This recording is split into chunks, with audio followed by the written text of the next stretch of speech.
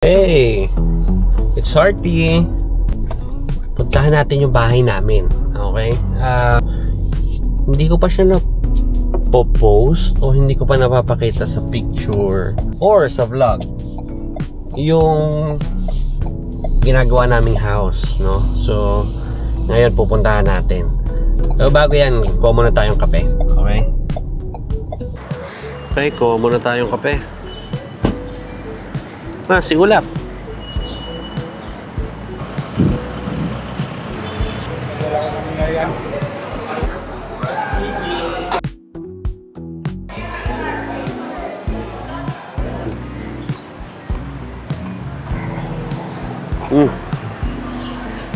Lagi na lang ako natatapunan nito eh.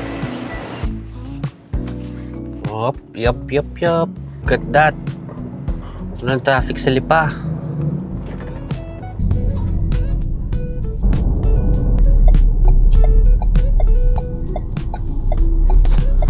Thank you, boss.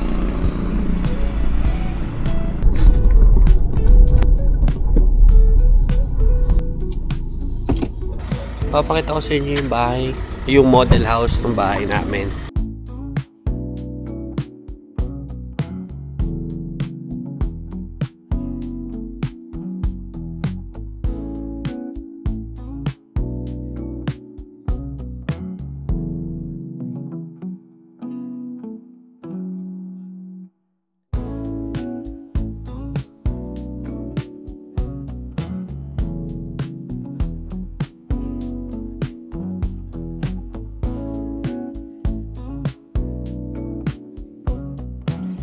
So kung tatanungin nyo kami saan yung ginagawang sa amin, that's there. Punta tayo dyan later. Pakita ko muna sa inyo yung baba.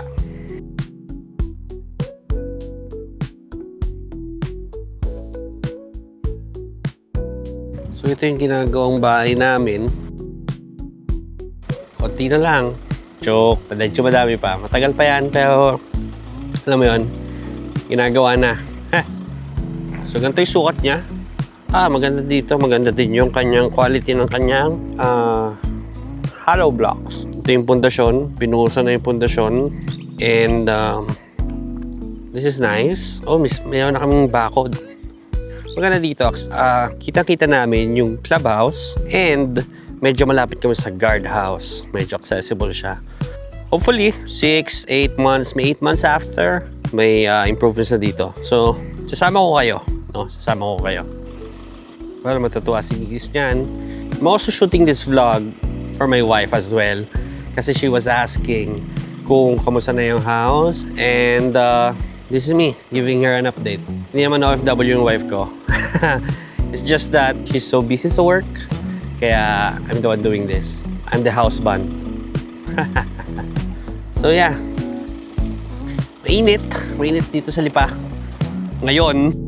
Pero malapit na dumating yung umihan. So, November or November-ish to January, malamig na yan.